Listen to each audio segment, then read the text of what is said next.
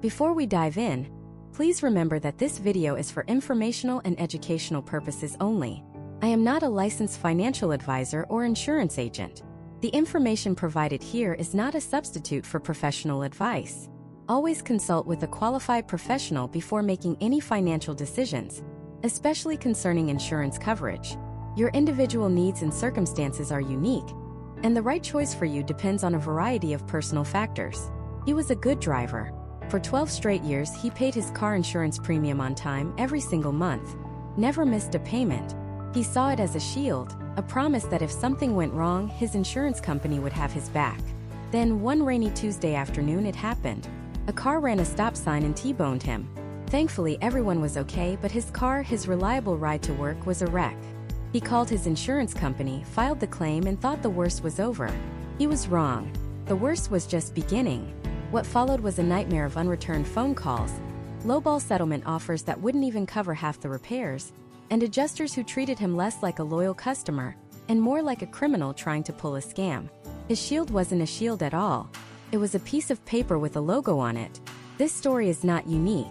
It happens to thousands of Americans every single day, and it's the single biggest fear we all have about our insurance. It's not the monthly payment. It's the terrifying question. When I actually need you, will you be there for me? You've seen the ads.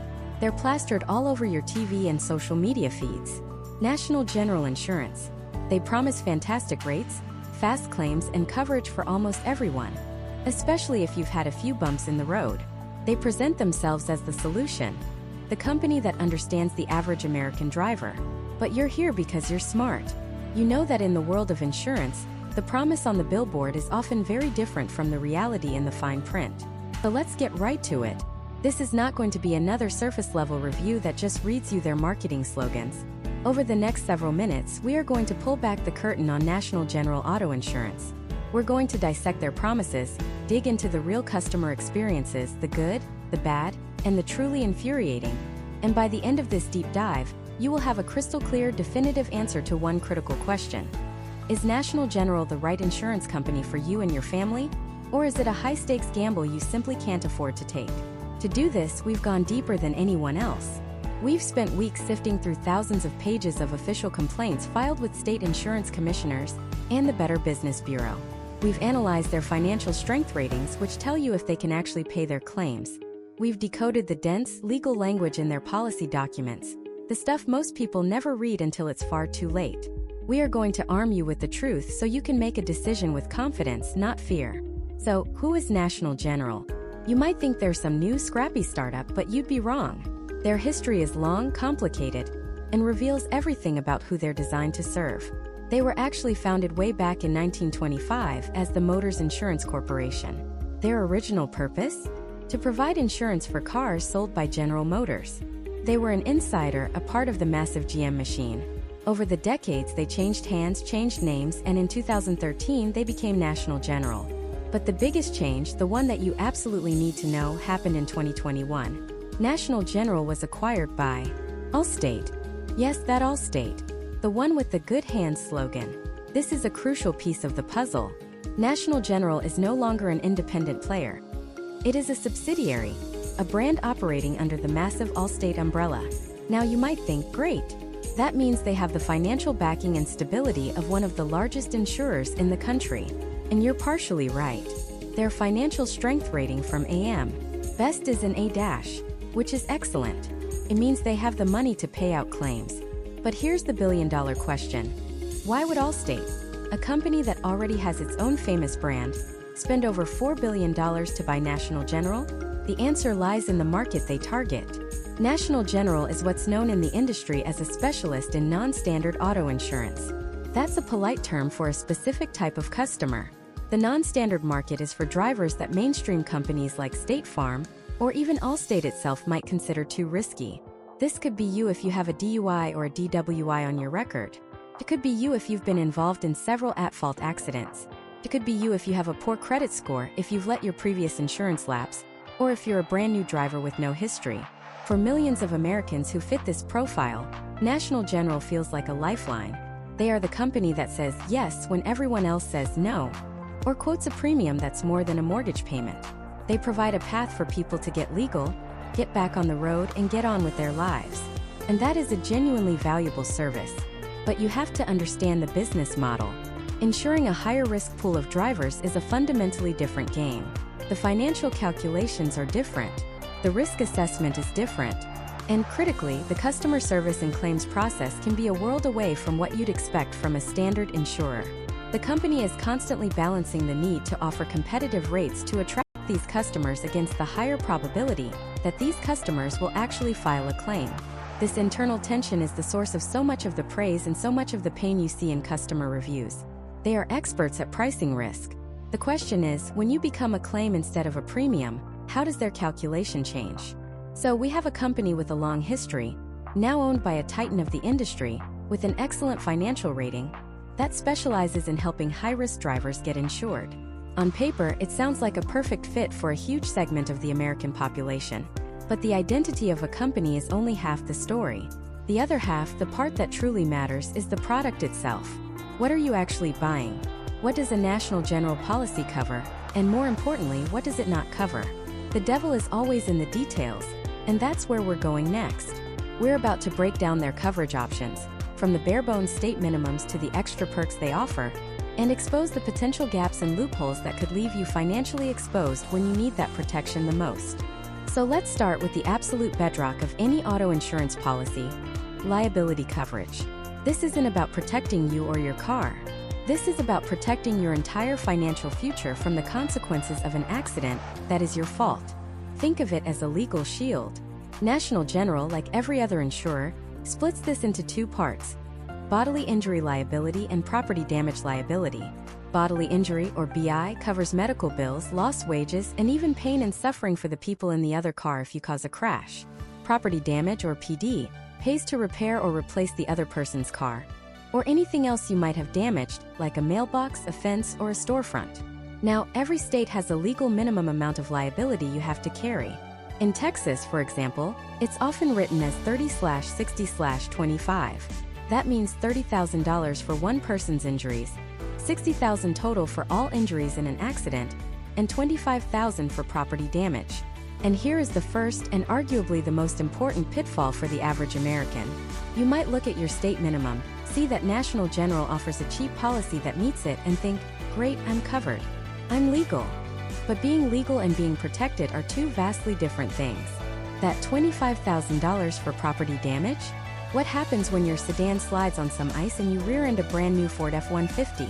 The average price of a new truck is well over $50,000. Your insurance pays out its $25,000 limit, and guess who's getting a letter from the other driver's lawyer for the remaining $25,000, plus rental car costs, plus diminished value? You are. Or worse, that $60,000 limit for injuries. Imagine a multi-car accident where you're at fault. One person needs surgery, another needs physical therapy for months. Those medical bills can skyrocket into the hundreds of thousands of dollars faster than you can blink. Once your policy limit is exhausted, they can come after your savings, your investments. They can put a lien on your house. They can garnish your wages for years. Your decision to save $30 a month by sticking with state minimums could literally bankrupt your family. So when you're getting a quote from National General, the number one thing to look at isn't just the price, it's the liability limits. Pushing those limits up to 100/300/100 is one of the smartest, and often surprisingly affordable, investments you can make in your own financial security. Okay, so liability protects everyone else. But what about your own car? That's where the next two pieces of the puzzle come in: collision and comprehensive. Collision coverage is exactly what it sounds like. It pays to repair or replace your car if it's damaged in a collision with another object. That could be another car, a telephone pole, a guardrail, or even if you flip your vehicle. It doesn't matter who is at fault. If you cause the accident, collision covers your car. If someone else hits you and they have no insurance or not enough, collision can step in to cover your car, and your insurance company will go after the other driver to get their money back. This is where we need to talk about the deductible. A deductible is the amount of money you have to pay out of pocket for a repair before the insurance company pays a single dime. It's your skin in the game. National General will offer you a range of deductibles, typically from $250 up to $1,000 or even more. And here's the trade-off. A higher deductible means a lower monthly premium. A lower deductible means a higher monthly premium. This is a classic trap. You see that you can save $40 a month by choosing a $1,000 deductible instead of a $500 one. Seems like a no-brainer. But you have to ask yourself a brutally honest question. If you got into an accident tomorrow, do you have $1,000 in cash right now that you can afford to hand over to the body shop? Because if you don't, your car is going to sit there, undrivable and unrepaired, until you can scrape that money together. For many Americans living paycheck to paycheck, a high-deductible plan is a ticking time bomb. It's a phantom savings that evaporates the second you actually need to use the insurance you've been paying for. Then there's comprehensive coverage. This is often called other than collision coverage, and it's the safety net for all the weird, random, non-driving stuff that can happen to your car. A tree branch falls on your roof during a thunderstorm. A deer decides to play chicken with you on a country road at dusk. Your car gets stolen from your apartment complex parking lot. Hail turns your hood into a golf ball. Someone keys your door out of spite. All of this is what comprehensive is for. Like collision, it also comes with a deductible that you have to choose carefully. And if you have a loan on your car or you're leasing it, the bank or finance company will almost certainly require you to carry both collision and comprehensive. They have a financial stake in that vehicle, and they want to make sure their asset is protected no matter what happens to it. But let's circle back to that accident. Let's say you did everything right. You got great liability limits. You chose a reasonable deductible for collision. But the person who hit you, they're the one who cheaped out. They have no insurance at all, or they have the laughably low state minimums we talked about earlier. Now you're the one with a wrecked car and a trip to the emergency room. Their insurance, if it even exists, isn't going to be nearly enough to cover your medical bills, your lost time from work, and your pain. This is where the single most important coverage you can buy comes into play: uninsured and underinsured motorist coverage. Let's call it UM/UM. This coverage steps in and acts like the other driver's insurance when they don't have any, or don't have enough. Protects you. It covers your medical bills. It covers your lost wages.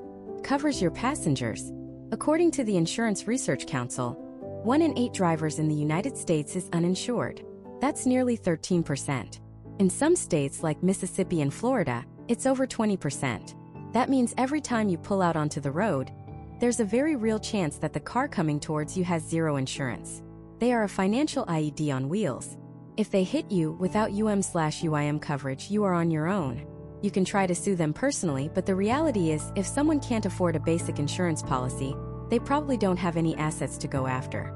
You can't get blood from a stone. Uninsured and underinsured motorist coverage is your personal shield against the irresponsibility of others. When you get that quote from National General, and you see that line item, don't view it as an optional extra. View it as a non-negotiable part of protecting yourself and your family. It is often the one thing that stands between an unlucky accident and a devastating financial crisis. So we have the core 4: liability, collision, comprehensive, and uninsured/underinsured motorist. This is the foundation of a solid auto policy. Getting these 4 components right, with the right limits and the right deductibles for your specific financial situation, is 90% of the battle. But that's just the standard playbook. Where National General tries to set itself apart is in the other 10%. The add-ons, the extras, the special perks they dangle in front of you. Things like roadside assistance, rental reimbursement, and other custom equipment coverages. Some of these are incredibly valuable, and some are just clever ways to get more of your money for things you don't actually need. How can you tell the difference between a genuine benefit and a glorified upsell? That's where we're going next. Let's start by looking at the buffet of options National General lays out for you. The first and most common is roadside assistance. Now, on the surface, this seems like a no-brainer. For a few extra bucks a month, you get towing, a jump start, a tire change, fuel delivery. Basically a superhero on call for when your car decides to impersonate a very heavy lawn ornament. But here's the catch. Before you tick that box, pull out your wallet. Do you have a AAA card? Does your credit card, maybe that fancy travel card you signed up for, offer roadside assistance as a perk? Many do. Even some car manufacturers include it for the first few years. The upsell here isn't the service itself. It's selling you a service you might already have for free. So, check your other memberships first. If you're not covered elsewhere, National General's option is genuinely valuable. But paying for it twice? That's just a donation. Next up is rental reimbursement. This is the one that pays for a rental car while your vehicle is in the shop after a covered accident. This sounds amazing, right? No bumming rides from coworkers, No wrestling your groceries onto the city bus. But again, the devil is in the details, specifically the dollar signs. A typical policy might offer, say, $30 a day for up to 30 days. Stop and think about that. When was the last time you could rent a car for $30 a day? After taxes and fees, you're looking at a compact car at best, and even that's pushing it in most cities. If you drive a large SUV to haul your kids and their gear, a tiny sedan isn't going to cut it. You'll be paying the difference out of pocket. So is it a scam? No. But is it a perfect hassle-free solution? Also no. The key is to look at the daily limit they offer. If you can upgrade to a $50 or $60 a day limit for a small price increase, it transforms from a partial subsidy into a genuinely useful benefit. For a one-car family, this is almost non-negotiable. For someone with a spare car in the driveway or easy access to public transport, it's probably a skip. Now let's get into the more specialized stuff, where National General starts to show its unique colors. Remember how they cater to a wide range of drivers? This is where it gets interesting. They offer something called custom equipment coverage. This is for the person who didn't just buy a car. They built a personality on wheels. We're talking about expensive custom rims, that booming sound system that rattles your teeth, a specialized paint job, or accessibility modifications like a wheelchair lift. Your standard policy covers the car as it came from the factory, and that's it. If you get into a wreck, they will not pay a single dime for that $5,000 audio setup you installed. This add-on covers it. So who is this for? It's for the enthusiast, the modifier, the person whose car is their hobby. For the average American driving a stock Toyota Camry, this is a 100% pointless upsell. But for that person with 20-inch chrome spinners, it's the difference between a devastating financial loss and getting their ride back to its former glory. Another big one, especially in the modern era, is their telematics program, often branded as Smart Drive. This is the little device you plug into your car, or an app on your phone that monitors your driving habits. It tracks things like your speed, how hard you brake, the time of day you drive, and how many miles you put on the car. The promise is simple. Prove you're a safe driver and we'll give you a discount. And the initial discount for just signing up can be tempting. But this is a double-edged sword. First, the privacy concern is real. You are willingly sending a constant stream of data about your location and habits to a massive corporation. You have to be comfortable with that. Second, that discount isn't guaranteed forever. A few heartbreaking incidents, maybe because someone cut you off, could actually raise your rates at renewal time. You're essentially on a permanent driving test. This is a benefit for the truly cautious, predictable driver. The person with a steady commute who rarely drives at night and treats the brake pedal like it's made of glass. For the aggressive city driver, or the parent who is constantly making sudden stops and quick trips.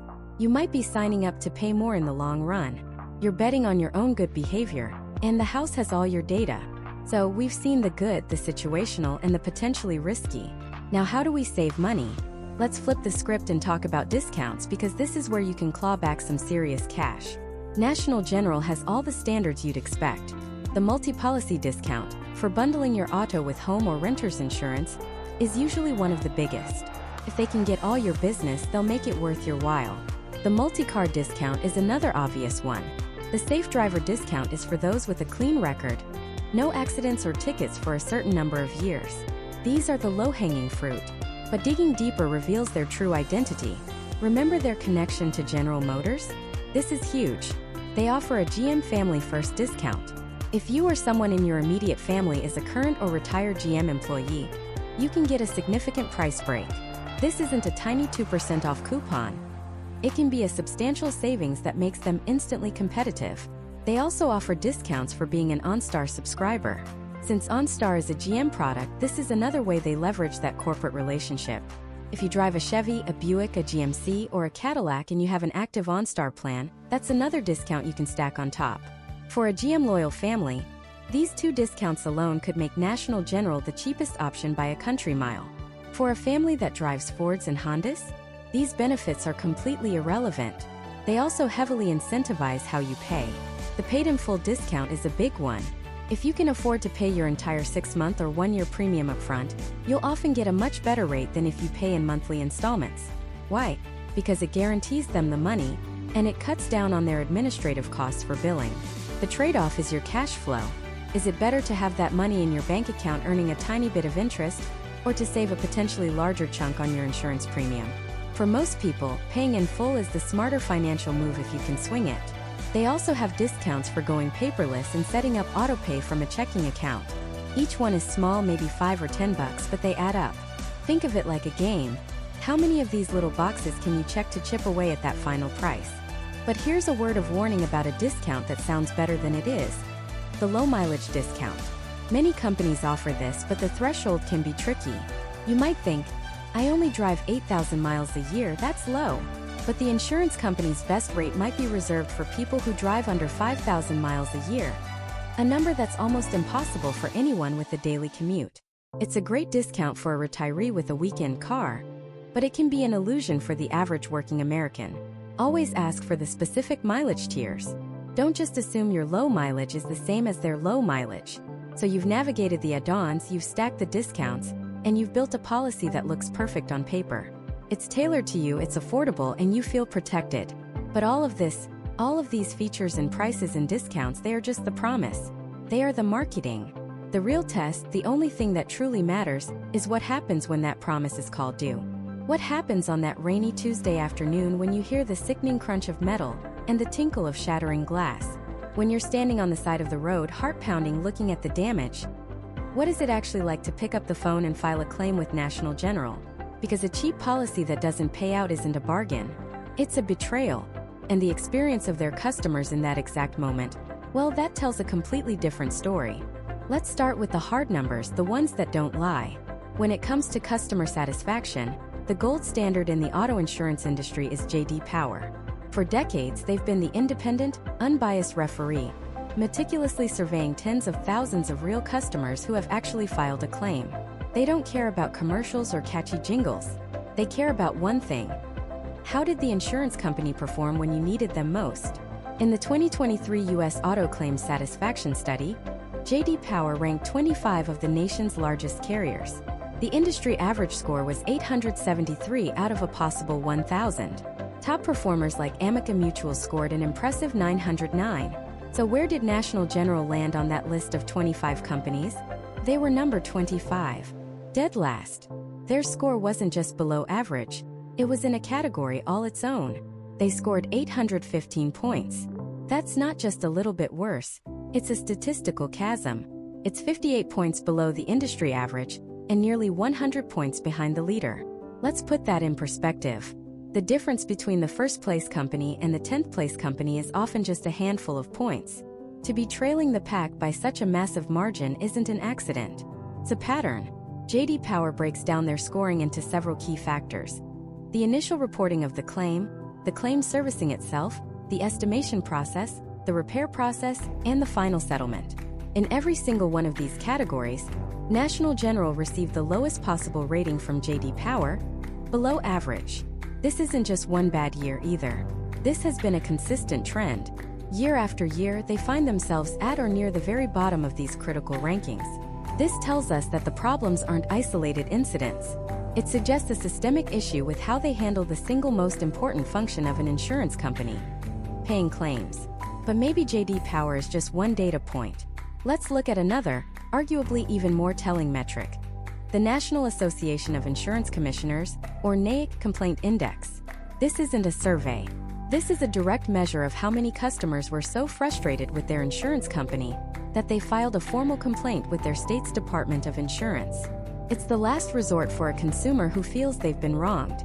The NAIC sets a baseline national average at 1.0. If a company has a complaint index of 1.0, it means they receive an expected number of complaints for a company of their size.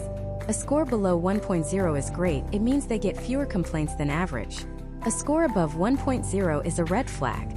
National General's complaint index for private passenger auto insurance is not 1.0. It's not 2.0. In the most recent data, it's a staggering 4.79. Let me repeat that. 4.79. That means National General receives nearly 5 times the number of complaints that an average insurance company of its size would be expected to get. This isn't just a red flag. It's a blaring 5-alarm fire. These aren't complaints about a rude phone operator or a long hold time, though those are certainly part of it. Digging into the data, the vast majority of these formal complaints revolve around the claims process itself. The top reasons cited are unsatisfactory settlement or offer and delay.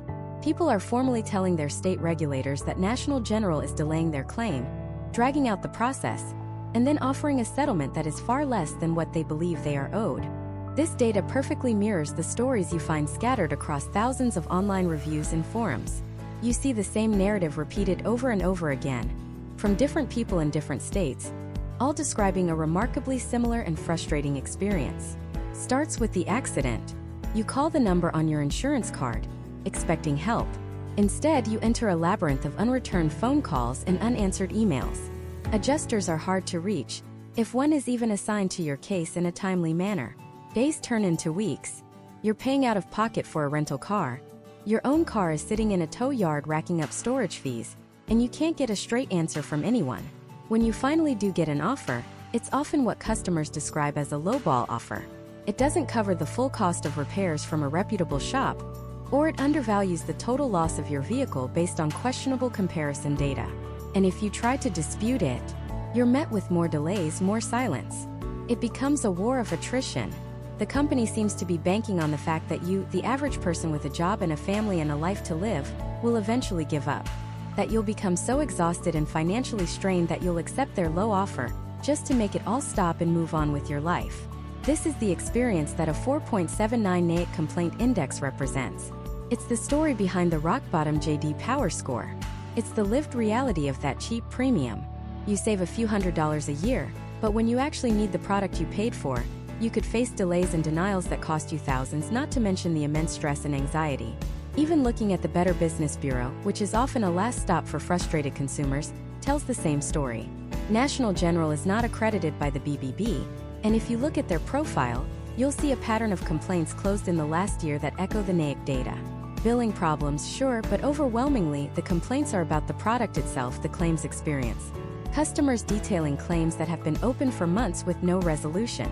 Stories of being sent from one department to another, with no one taking ownership or providing a clear path forward. When you put all of this together, the industry-worst satisfaction scores from J.D. Power, the astronomically high complaint ratio with state regulators, and the chorus of consistent negative customer reviews, the picture becomes painfully clear. The low price you see advertised on the front end appears to be subsidized by a difficult, frustrating, and often inadequate claims process on the back end. This isn't to say that every single person who files a claim with National General has a bad experience. That's not true for any company.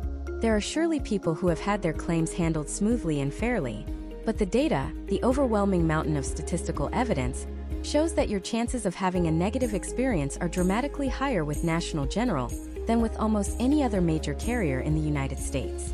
It's a gamble. You're betting that you'll never have to use the insurance you're paying for. And this leads us to the most important question of all. Why? Why would a company that is now part of Allstate, one of the largest and most well-known insurers in the country, operate this way? Is this just incompetence? Or is it something more deliberate? Is this a flaw in their system? Or is it a fundamental feature of their business model? To truly understand if this company is the right fit for you, we have to look past the customer complaints and dig into the corporate strategy itself. We need to understand the machine, not just the broken parts it produces. Because the answer to why their claims process is so frustrating might just be the most revealing piece of the puzzle. So let's talk about the machine. To understand National General, you have to understand the specific type of customer they were built to serve. You see, the auto insurance world isn't one big happy family. It's segmented, sliced and diced into different risk categories. You have your preferred drivers, the folks with perfect records, great credit, and a long history of continuous coverage. Companies like Amica or USAA trip over themselves to sign these people up. Then you have your standard market, which is most of us. A speeding ticket here, a minor fender bender there, but generally reliable. This is the battleground for giants like Geico, Progressive, and State Farm. And then there's the other market, the one the big players often quietly avoid. It's called the non-standard or high-risk market. And this is National General's kingdom. Now, when you hear high-risk driver, your mind probably jumps to someone with multiple DUIs or a history of reckless driving. And yes, that's part of it. But the non-standard market is vastly larger and more diverse than you think. You might be a non-standard driver and not even realize it. Are you a young driver under 25? Your lack of experience automatically places you in a higher risk category. Are you a new driver who just got your license at 40? Same thing. Have you had a lapse in your insurance coverage, maybe for a few months when you were between jobs and couldn't afford the payment? That's a huge red flag for insurers. It suggests financial instability, which statistically correlates with the higher likelihood of filing a claim. What about your credit score? In most states, insurers use a credit-based insurance score to help set your rates. If your credit has taken a hit, you can be pushed into the non-standard category, even if your driving record is spotless. Do you drive a high-performance sports car or a heavily modified vehicle? Non-standard. Do you require an State Route 22 filing because of a serious violation? You are the textbook definition of a non-standard customer. Even something as simple as being a newcomer to the country with a foreign driver's license can land you in this bucket. This is the pool of customers that National General actively courts. They built their entire business model around ensuring the people everyone else sees as a gamble. And from a purely business perspective, it's brilliant. They've identified a massive underserved segment of the population that is legally required to have car insurance and has very few places to turn. They're not competing with State Farm for the 45-year-old soccer mom with a minivan and a perfect record. They're competing for her 19-year-old son who just got his second speeding ticket. They're the insurer of last resort for many. But here's the critical piece of the puzzle you have to understand. Insuring a high-risk pool of drivers is by its very nature a high-risk, high-reward business. The fundamental math of the operation is different. Because the likelihood of a claim is statistically higher with this group, the company has to do two things to survive and profit. First, they have to charge significantly higher premiums. That's the obvious part. The price has to match the risk. This is why if you're in that non-standard category, your quotes from National General might be high, but they might also be the only quote you can get. The second thing they have to do is manage their claims with extreme ruthless efficiency. This is the part that isn't obvious from the outside. This is the heart of the machine. Think about it from their perspective. For a standard insurer like Geico, a certain percentage of claims are just the cost of doing business. They have millions of low-risk customers paying premiums, creating a massive financial cushion. They can afford to pay out a straightforward claim quickly because their overall risk portfolio is balanced and stable. National General doesn't have that luxury. Their entire portfolio is tilted towards the high-risk end of the spectrum. Their financial cushion is thinner. Every single claim represents a more significant threat to their bottom line. Therefore, their claims process cannot be a simple, paid out and move on operation. It has to be a fortress. It's a system designed not just to process claims, but to scrutinize, question, investigate, and challenge them at every single turn. This isn't necessarily born out of some comic book villain evil. It's born out of actuarial coldness. It's a business model. When a claim comes in from a driver who had a 3-month lapse in coverage last year and a low credit score, the internal calculus is different. The system is designed to ask, is there any possible discrepancy in their application? Was every single detail they provided about the incident 100% accurate? Is there any technicality in the policy language we can use? Can we argue comparative negligence to reduce the payout? This corporate strategy, this focus on the non-standard market, is the source code for all the complaints we see. The delays? That's the investigation process in action, digging through every detail to find a weakness. The lowball offers?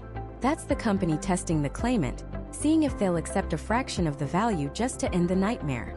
The denials based on technicalities? That is the fortress doing its job, protecting the company's assets by using the fine print of the policy as a weapon. The frustration you read about in those one-star reviews isn't just a series of isolated incidents of bad customer service. It is the predictable, logical outcome of a business model that is fundamentally adversarial when it comes to paying claims. The customer service representative and the claims adjuster aren't just rogue employees having a bad day. They are cogs in a machine that is calibrated to minimize payouts as a core survival strategy. And this strategy proved to be so successful, so profitable, that in 2020, one of the biggest names in standard insurance decided they wanted a piece of the action. Allstate, the good hands people, acquired National General for a staggering $4 billion. This wasn't Allstate buying a broken company to fix it. It was Allstate buying a highly profitable engine that had perfected the art of serving the non-standard market. They weren't buying National General to make it more like Allstate. They were buying it precisely because it wasn't like Allstate. It gave them a powerful tool to capture a whole new segment of the market without diluting their own preferred and standard brand. So now you have this specialized, high-risk insurance model operating with the backing and resources of one of the largest financial corporations in America. This acquisition essentially validated National General's entire approach. It was a $4 billion stamp of approval on the very business practices that lead to so much customer pain. This is why just looking at individual complaints is a mistake. It's like trying to understand a flood by analyzing single droplets of water. You have to look at the storm system that created it. The storm, in this case, is a business model that thrives by taking on high-risk customers and then mitigating that risk through an iron-fisted, deeply skeptical, and inherently confrontational claims process. They are betting that you, the claimant, are either uninformed, unwilling, or unable to fight for the full value of your claim. And statistically, for them, that's often a very good bet. We've now seen the blueprint of the machine and the financial logic that drives it. We understand why it operates the way it does. But that's only half the story. Now we need to go deeper. We need to look at the specific tactics, the playbook. What actually happens step by step when you file a claim? What are the specific phrases, strategies, and psychological games their adjusters are trained to use? Because when you understand the playbook, you can start to write your own defense. We've seen the why. Next, we're going to expose the how. The phone rings just days, sometimes even hours after the crash. You're still processing what happened. The adrenaline hasn't fully worn off. You're in pain. And on the other end of the line is a calm professional voice. They introduce themselves as your claims adjuster from National General. They sound helpful. Their first request seems perfectly reasonable.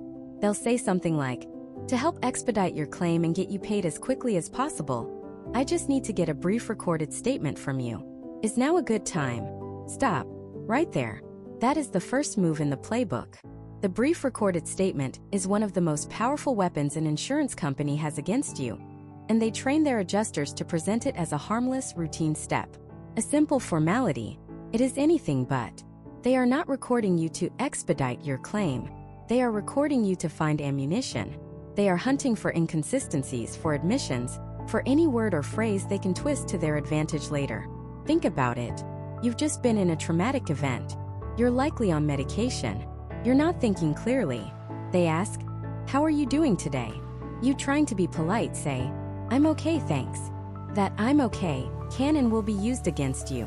Later, when you claim you have severe back pain, their attorney in a deposition might ask, "But on the day after the accident, you told our adjuster you were okay. Isn't that right?" They will ask you to describe the accident in detail. If you say, "He came out of nowhere," they might interpret that as you admitting you weren't paying attention. If you miss one tiny detail, or if your memory of a detail changes slightly a month later, which is completely normal after a traumatic event, they will paint you as an unreliable narrator, as a liar. The questions are designed like traps. Were you in a hurry? Had you had a long day at work?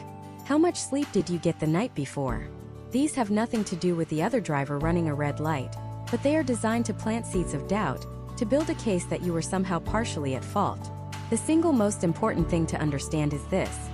You are under no legal obligation to provide a recorded statement to the other driver's insurance company. You don't have to do it. A polite, "I'm not comfortable providing a recorded statement at this time," is a complete invalid answer. They'll push. They'll say it's company policy, or that it will delay your claim. This is a bluff. The delay is part of their strategy, which we'll get to, but giving them a recorded statement isn't a shortcut to getting paid. It's a shortcut to getting paid less. This brings us to the second, more subtle tactic, the sympathy trap. The adjuster is trained to be your friend. They'll be incredibly personable. They'll ask about your kids, your job, the local sports team. They'll say things like, "Oh, that sounds awful. I'm so sorry you're going through this." Or, "We're on your side here, we just want to make this right." This is a calculated psychological strategy. They are building rapport to lower your guard. When you feel like you're talking to a friend, you're more likely to share information you shouldn't. You're less likely to be suspicious of their motives. You're more likely to believe them when they tell you that the lowball offer they're about to give you is fair. This manufactured friendship serves another purpose. It makes it harder for you to get angry. It makes it more difficult to push back. People are naturally conflict averse. It's much harder to argue with someone who has been so nice to you. They are creating a psychological barrier to you hiring an attorney. They'll say, "Oh, you don't need to get lawyers involved, that'll just complicate things and take a chunk of your settlement. Let's you and I just work this out together." They make it sound like hiring a lawyer is an aggressive, unnecessary act against your new friend. In reality, it's the one thing they fear the most, because a good lawyer knows this entire playbook by heart. Now let's say you've navigated those first two traps. You've politely declined the recorded statement, and you're keeping your conversations with the friendly adjuster strictly business. The next phase begins, the war of attrition. This is the delay game. Suddenly, your friendly adjuster becomes very difficult to reach. Your voicemails go unreturned. Your emails sit without a reply for days, then weeks. When you finally do get them on the phone, there's always an excuse. "Oh, I was waiting on a report from my manager. We're still reviewing the medical records. The file is with our valuation department." This is not incompetence. This is a deliberate strategy. They know you have bills piling up. The rent is due. The car repair shop is calling. Your medical bills are arriving in the mail with terrifying numbers on them. The insurance company, on the other hand, has all the time and all the money in the world. They are leveraging your financial and emotional distress against you. The longer they drag it out, the more desperate you become. The goal is to wear you down, to exhaust you, to make you so sick and tired of the whole process that you'll be willing to accept any offer, just to make it all go away. This is when they finally present you with tactic number 4. The lowball offer. After weeks or months of delays, the adjuster finally calls back. Their tone is serious now. They'll say something like, "Okay, we've reviewed everything, and based on our evaluation, we can offer you $3,000 to settle your claim today." You're stunned. Your medical bills alone are $10,000, not to mention your lost wages and the value of your totaled car. You tell them this, and they are ready with a justification. This is a critical part of the tactic. They don't just throw out a number. They anchor it with a seemingly logical reason. For property damage, they'll say, "Well, we use a third-party valuation service, and they determined your car's market value was only X." These services are notorious for undervaluing vehicles by cherry-picking the lowest possible comparable sales. For your injuries, they'll say, "We reviewed your medical bills, but our software indicates that the typical treatment for this type of injury only costs Y." Effectively telling you that the treatment your own doctor prescribed was unnecessary or overpriced. They will question every single thing. They'll refuse to pay for a chiropractor, calling it not medically necessary.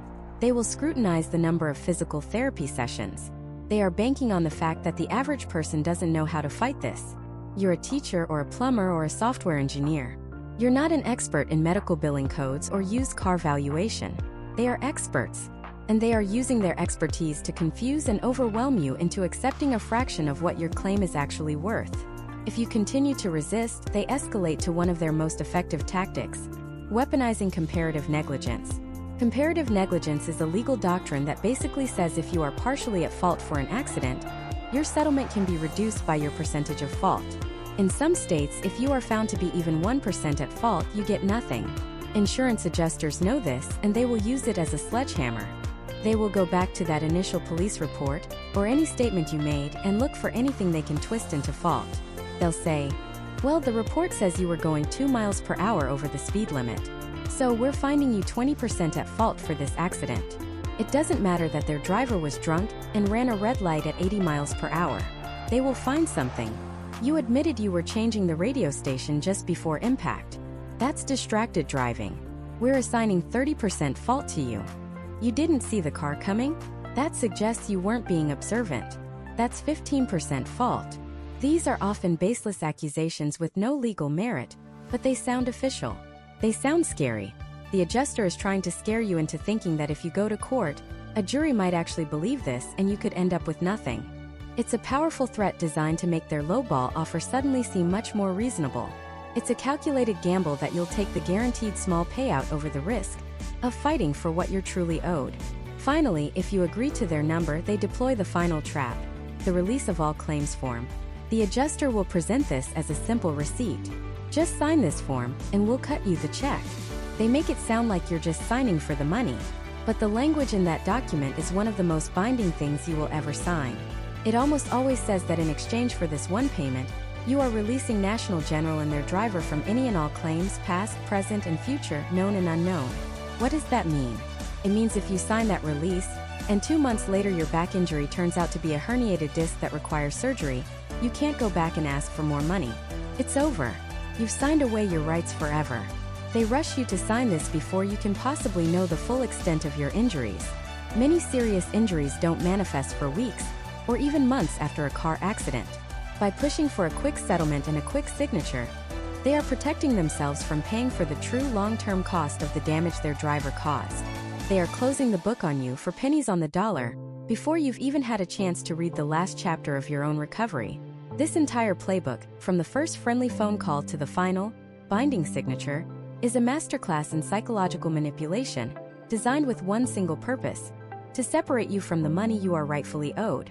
So let's pull back the curtain on exactly how this playbook works. It's not about one single clever trick. It's a systematic war of attrition, fought on multiple fronts, designed to grind you down until you're too tired, too broke, and too emotionally exhausted to fight for what's fair. It all starts with a concept the industry insiders know as delay, deny, defend. This isn't just a catchy phrase. It's a core business model. First, the delay. After the initial, deceptively friendly phone call, you enter a communications black hole. Your emails go unanswered for days, then weeks. Your voicemails are met with a canned out-of-office reply. When you finally get someone on the phone, it's never the person you need. Your adjuster, Jessica, is suddenly on vacation or in a meeting or has been reassigned. You're now dealing with Mark, who has no idea who you are and needs you to resend every single document you already sent to Jessica. This isn't incompetence. It's a strategy. Every day they delay is another day you're without a vehicle. It's another day your medical bills are piling up. It's another day you're dipping into your savings to pay for a rental car they promised to cover. They know that financial pressure is a powerful weapon. They are manufacturing desperation. The longer they wait, the more likely you are to accept the first garbage offer they throw at you, just to make the pain stop. While they're delaying, they're also deploying their second major tactic, the recorded statement trap.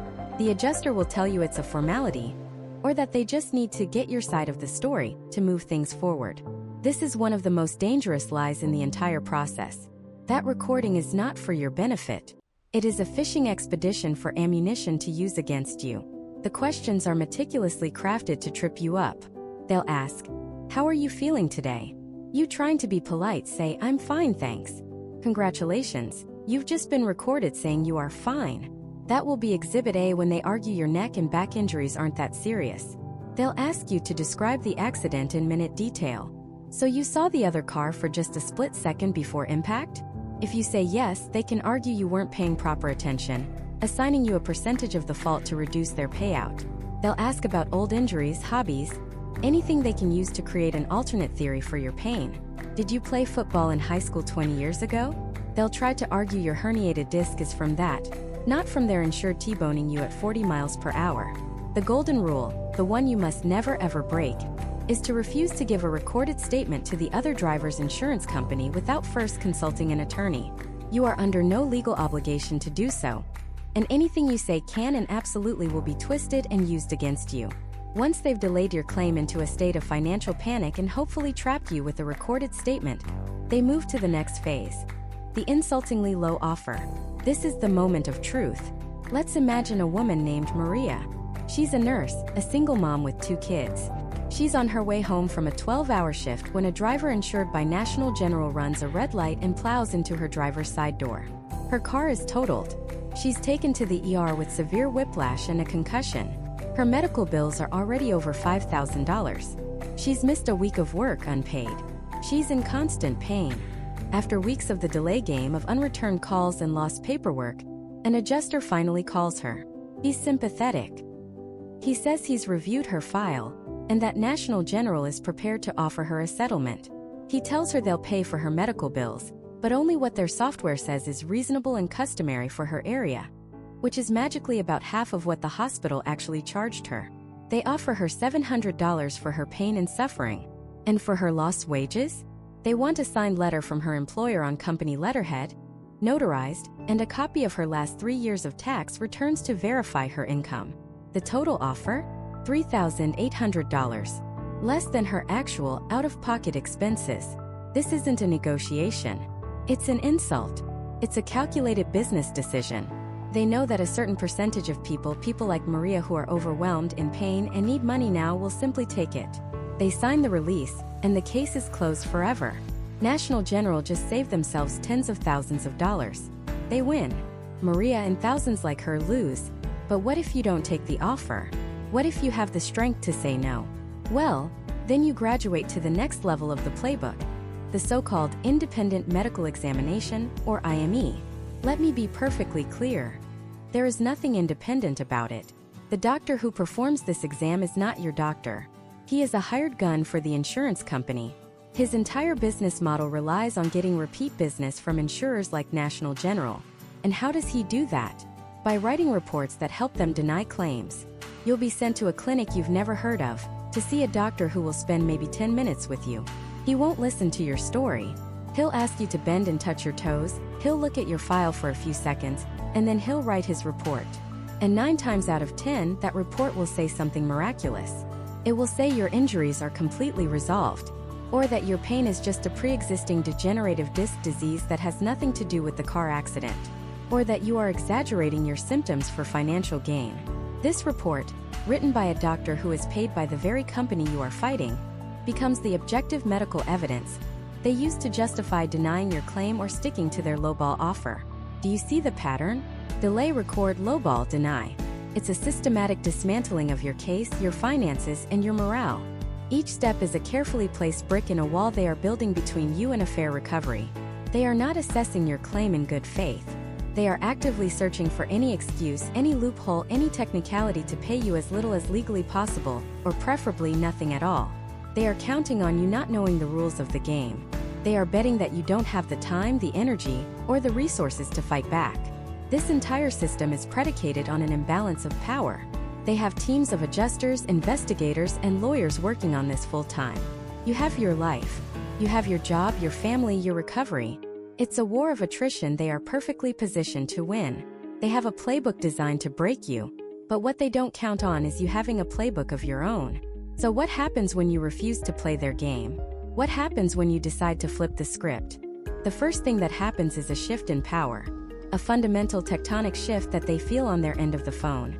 Because insurance companies, especially ones with a reputation like National General, operate on a predictable spectrum of human emotion. They expect you to be confused, scared, overwhelmed, and desperate. Your fear is their leverage. Your confusion is their profit margin. When you flip the script, you take away their primary weapon.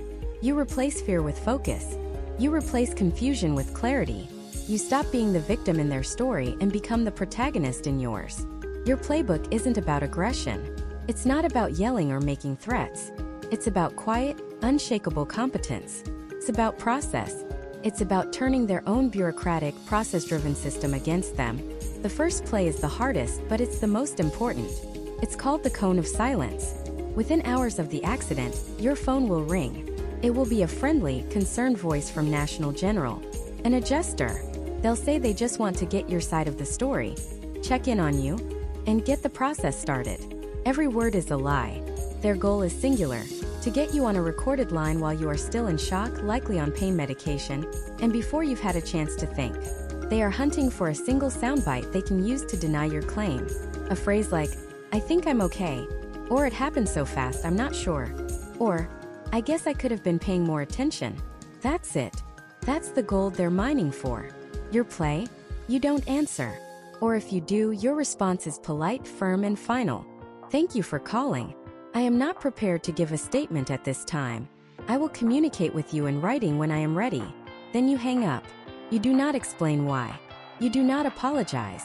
You have just seized control of the most valuable asset in this entire game, information. You've stopped them from writing the story, and now you get to write it yourself. While they're left with a dial tone, you execute play number 2, the evidence trinity. This is your foundation. Everything you built from this point on rests on these 3 pillars. First, the police report. Get a copy immediately. This is the first and often most objective third-party account of what happened. It contains diagrams, witness information, and the officer's initial assessment of fault. It's not the end-all be-all, but it's the starting point of the official record. Second, photographic supremacy. You don't just take a few pictures of the dent in your car.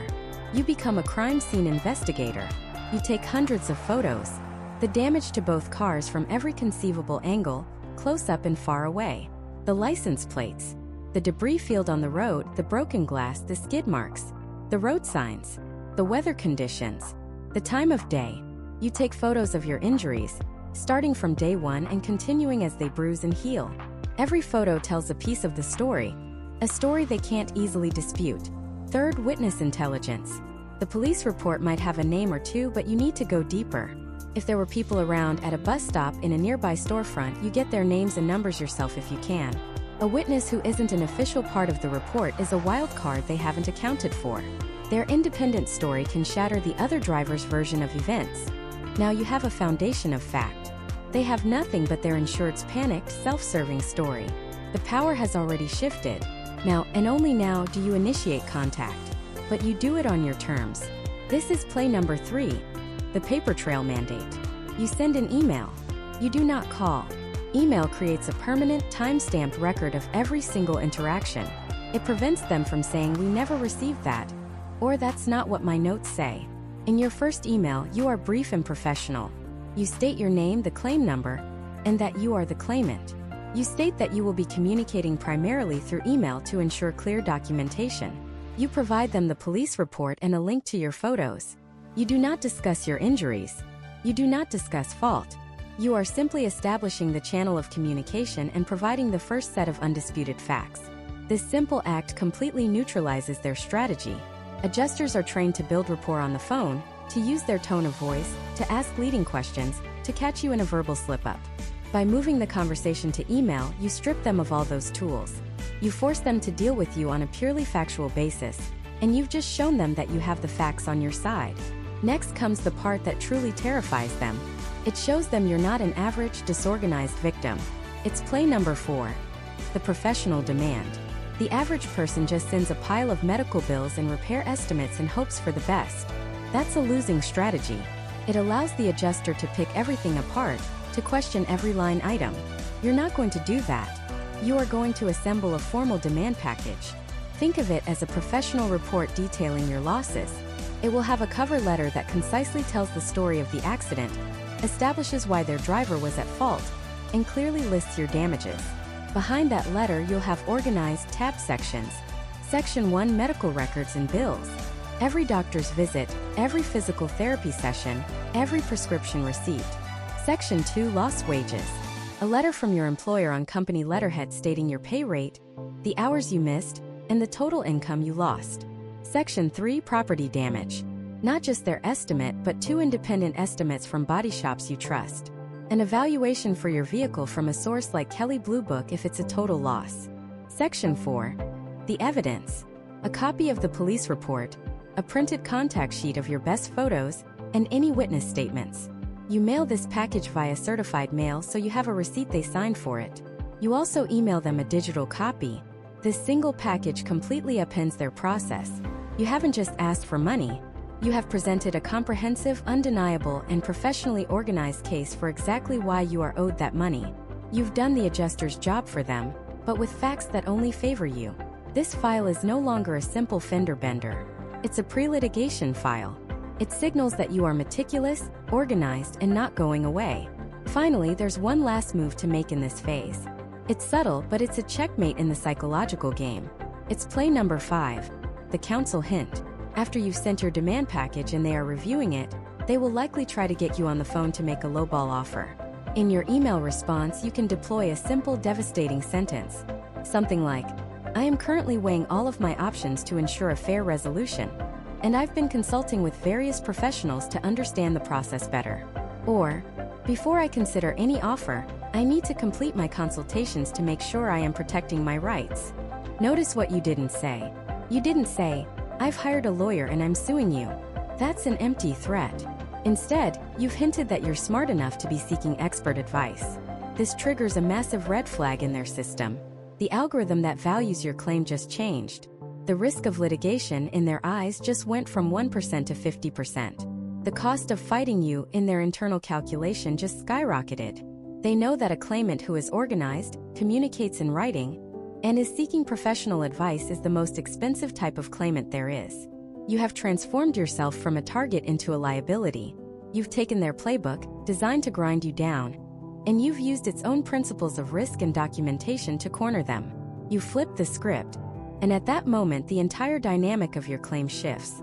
The phone calls stop, but not for the reason they did before. The silence on their end is no longer a weapon of attrition. It's the sound of them recalculating. Your file, which was likely sitting in a digital queue to be lowballed, suddenly gets a bright red flag. It's escalated.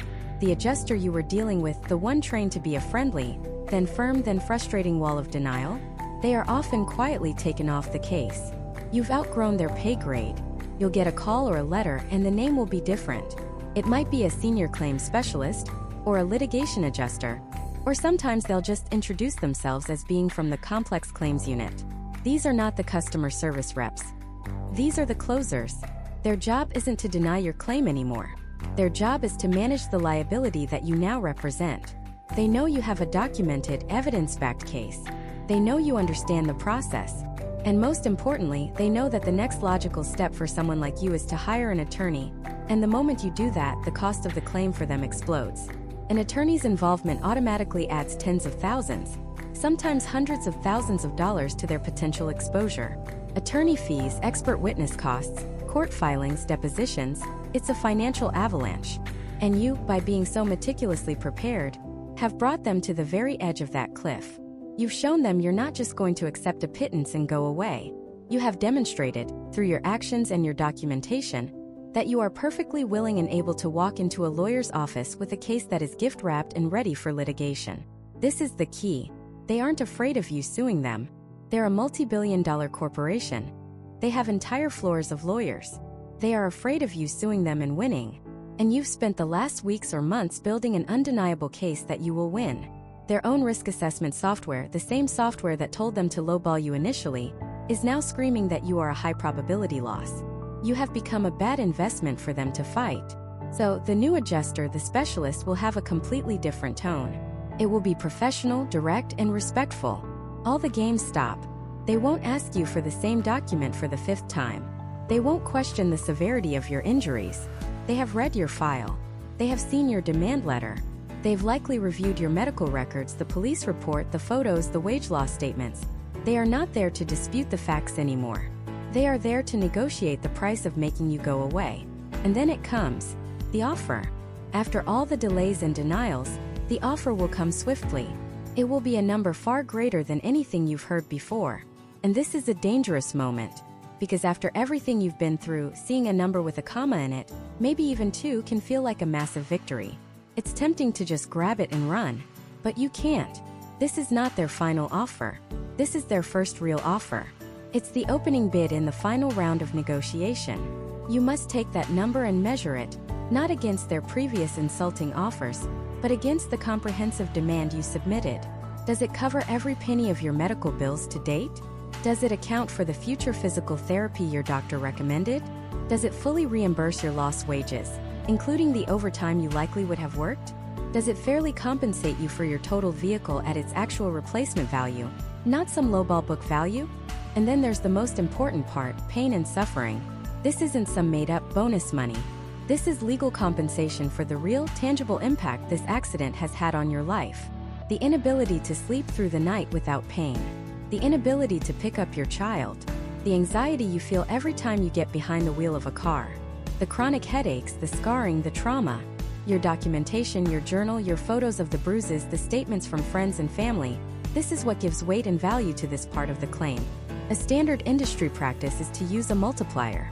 They take your total hard medical costs, they call them specials, and multiply them by a number, usually between 1.5 and 5, depending on the severity of the injury and the permanence of the damage. A sprained wrist that heals in 6 weeks is a 1.5. A crash requiring surgery, leaving you with a permanent limp and a visible scar? That's a 4 or a 5. Your job is to justify the highest multiplier possible using the evidence you've gathered. So you analyze their offer. You put it into a spreadsheet, line by line. Medical bills, covered. Lost wages, covered. Future medical. They're a little short. Property damage done. Pain and suffering? Here's where they're likely trying to save money. They've probably offered you a multiplier of 1.5 or 2, hoping you'll be so relieved to get an offer that you won't argue the specifics. You don't get angry. You don't get emotional. You get methodical. You respond in writing with a counteroffer. You thank them for their offer and acknowledge that you are now in a productive phase of negotiation. Then you calmly and logically break down why their offer is insufficient. You don't just say, "I want more money." You say, "Your offer does not fully account for the recommended 12 months of chiropractic care outlined by Dr. Smith in the attached report. Furthermore, given the permanent nature of the scarring and the documented diagnosis of post-traumatic stress from the collision, a pain and suffering multiplier of 2 is inadequate. As you can see from my journal entries from July, the injuries prevented me from attending my own brother's wedding. A multiplier of 4 is more appropriate to compensate for these significant and permanent life alterations." You are speaking their language. You're using logic, evidence, and documentation to dispute a financial calculation. You are no longer a victim begging for help. You are a peer negotiating a business transaction. And because you've done the work, you are negotiating from a position of immense strength. They will come back with another offer. It will be higher. Maybe not your full counteroffer, but it will be close. This is the final dance. You might go back and forth one more time, but you will arrive at a number that is fair. A number that makes you whole. Once you verbally agree on a number, they will send you a final document. It's called a release of all claims. This document is critically important. In exchange for the check they are about to send you, you are signing away your right to ever sue them, their insured driver, or anyone else related to this incident for anything ever again. You are closing the book forever. You must read every single word of this document. If there is anything you do not understand, it is worth paying a lawyer a few $100s for an hour of their time just to review this single document. It is the last and most important line of defense. Once you sign it, the process is over. You have successfully navigated a system designed to chew up and spit out the average unprepared person. You didn't just get a check.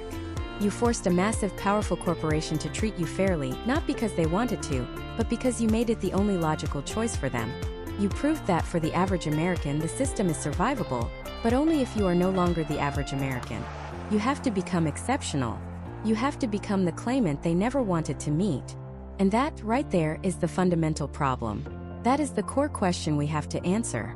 Should you have to become a legal expert, a master negotiator, and an unflinching warrior just to get your car fixed? Should the price of admission for a paid-for promise be a battle of attrition you are almost statistically guaranteed to lose? Because that's the game. National General, through its parent Allstate, has access to some of the most sophisticated data analytics on the planet. They know, with terrifying accuracy, the exact pressure points for the average person. They know how long you can go without a car before you get desperate.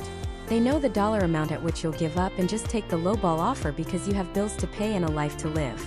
They know that most people don't have a lawyer on retainer, and that the very threat of litigation is enough to make them fold. Their entire model, from the first point of contact after a claim to the final, often insulting, offer, is a finely tuned system designed to exploit the very definition of average. So let's be crystal clear about who the average American is in this context. It's not a statistic. It's you. It's your neighbor. It's the single mom working 2 jobs who uses her 2014 Honda Civic to get her kids to school and herself to work. It's the recent college grad who just landed his first real job and is driving a used Ford Focus with a car payment that eats up a significant chunk of his budget. It's the retired couple on a fixed income whose Toyota Camry is their only lifeline to doctor's appointments and the grocery store. These are people who don't have thousands of dollars sitting in a Fight My Insurance Company fund. They don't have hours each day to spend on the phone, documenting every conversation, sending certified letters, and battling adjusters. They pay their premium every month on time with the simple, honest belief that they are buying protection. They are buying peace of mind. They are buying a partner for the worst day of their driving life. For that person, for that vast majority of Americans, is National General the right fit? Let's look at the allure. The premium. It's often tantalizingly low. When you're shopping online comparing quotes and you see that National General number sometimes hundreds of dollars cheaper per year than the legacy brands, it feels like a no-brainer. Feels like you've outsmarted the system. You're getting the same product, state-mandated liability coverage, comprehensive collision for less money. Why would anyone pay more? This is the siren song. It's the beautifully packaged, low-cost entry point to a world of potential misery. Because the true cost of an insurance policy is not its premium. The true cost is the premium, plus the mountain of uncompensated costs you will face if you ever have to use it. The cost of a rental car they refuse to cover for the full duration. The cost of the diminished value of your vehicle after a shoddy repair with used parts. The cost of your time, your energy, your mental health, as you fight a corporate giant that has every incentive to deny, delay, and defend. When you are that single mom and your Civic is wrecked, a low premium from 6 months ago means nothing when you're being told the repair will take 6 weeks, but they'll only cover a rental for 10 days. When you are that recent grad and they declare your Focus a total loss, offering you $3,000 less than what you still owe on the loan, that great deal on your premium becomes an anchor, pulling you into debt. When you are that retired couple, and the adjuster simply stops returning your calls, the stress can have real, tangible health consequences. For the average American who sees insurance as a shield, National General all too often operates as a second adversary. First you have the accident, then you have the claim. So who is it for? If we're being objective, there is a sliver of the population for whom this model might make a perverse kind of sense. This is the driver who is considered high risk. They may have a DUI, a string of accidents, or a suspended license in their past. For them, insurance isn't about peace of mind, it's about legal compliance. Their options are severely limited. Mainstream insurers may have quoted them astronomical rates, or denied them coverage altogether. For this person, National General is a lifeline. It's a way to get a policy to legally be on the road and to check a box. This person might go into the relationship with their eyes wide open, understanding that the low premium comes with a massive asterisk. They might be willing to roll the dice, praying they never have a claim because the alternative is not driving at all. In this narrow, specific context, you could argue it serves a purpose. It fills a gap in the market that other insurers have abandoned. But that is not the average American. That is the exception. The fundamental disconnect is one of philosophy. The average American believes they are in a collaborative relationship with their insurer. I pay you, you protect me. The business model, as evidenced by the sheer volume of complaints and the nature of those complaints, suggests an adversarial relationship. You pay us, and if you cost us money, we will make it as difficult as possible for you to get it. Think of it like this. You can buy a $10 umbrella or a $50 umbrella. They both look like umbrellas. They both, in theory, keep you dry. But when the storm hits, when the wind is howling and the rain is coming down in sheets, the $10 umbrella turns inside out, its flimsy metal spokes snapping, leaving you soaked and shivering. The $50 umbrella holds firm. It does the one job you bought it to do. National General for many is that $10 umbrella. It looks like insurance, feels like insurance when you pay the bill. But in the storm it collapses. So what's the final verdict? Is National General Auto Insurance the right fit for the average American? Based on a mountain of evidence, from consumer affairs websites to legal filings to the thousands of personal stories shared in forums and on social media, the answer is an emphatic and resounding no. For the average American who values their time, their sanity, and their financial security, National General is not a risk worth taking. The potential savings on the premium are a mirage, an illusion of value that vanishes the moment you need the policy to perform.